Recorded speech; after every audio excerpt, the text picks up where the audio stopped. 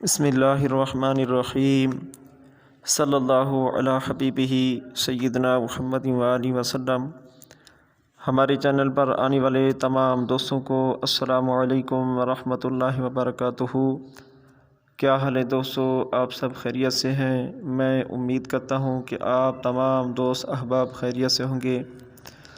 تو میری اکثر یہی کوشش ہے کہ میں آپ تمام دوستوں کے لیے اچھے اور آسان نسخے جات لاؤں اور تجربے شدہ ہوں، تاکہ آپ دوستوں کا نقصان نہ ہو اور وقت بھی ضائع نہ ہو، کیونکہ نفس و نفسی کا عالم ہے، کوئی کسی کو کچھ نہیں دیتا، ہر کوئی اپنے آپ میں پڑا ہے۔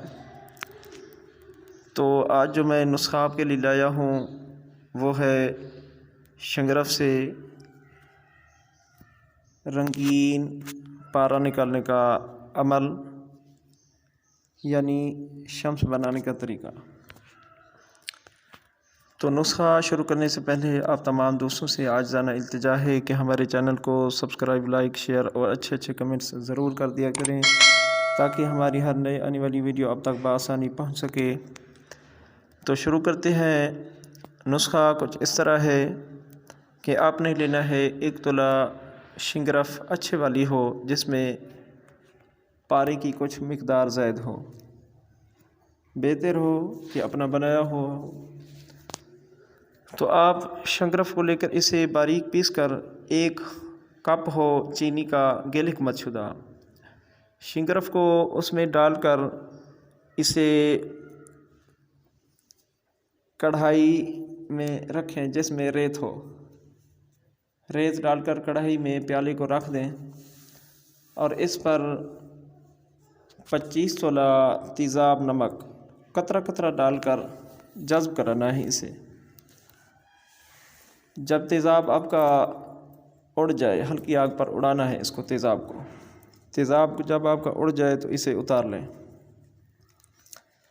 اور اسے سادہ پانی سے دھوئیں، تاکہ اس کی تیزابیت، نمکیت نکل جائے۔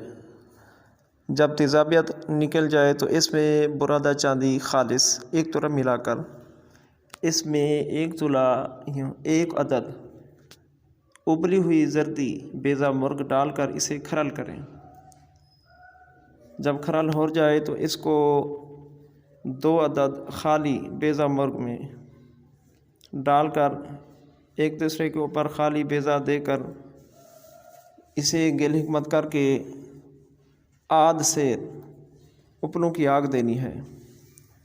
جب آگ سرد ہو جائے تو اسے نکال لیں اور پھر اس میں 1 عدد زردی بیضہ مرغ ابلی ہوئی ڈال کر کھرل کریں، کھرل کر کے پھر اسے خالی بیضہ مرغ میں ڈال کر اوپر دوسرا خول دے کر گلک مت کر کے پھر آپ نے اسے 2 سیر بے دودھ اپلوں کی آگ دینی ہے، یعنی اپلوں کو آگ لگا کر جب آگ لگ جائے،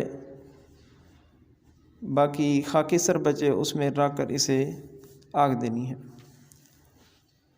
جب آگ سرد ہو جائے تو اسے نکالیں اور اسے سہاگا ڈال کر چرخ دیں، تو یہ آپ کا چرخ کھا جائے گا، یک چاندی اور شنگرف کا پارا یکجان ہو جائیں گے۔